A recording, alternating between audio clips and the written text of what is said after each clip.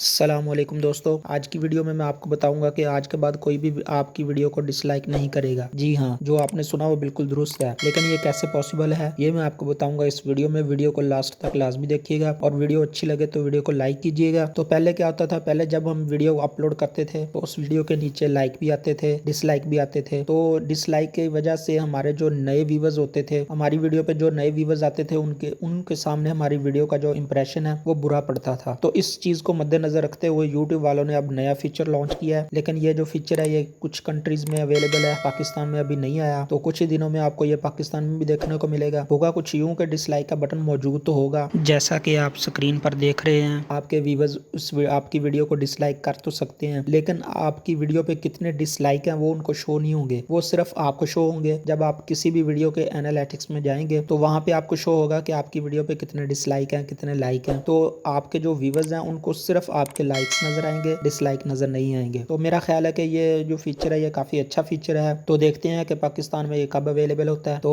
Video आपको अच्छी लगी हो तो लाइक कीजिए, दोस्तों के साथ शेयर कीजिए, चैनल पे नए हैं तो चैनल को सब्सक्राइब कीजिए। आज की वीडियो में बस इतना ही, मिलते हैं नेक्स्ट वीडियो में। तब तक के लिए अपना और अपने घर वालों का ख्याल रखिएगा, दुआ में याद रखिएगा। अल्लाह हाफिज।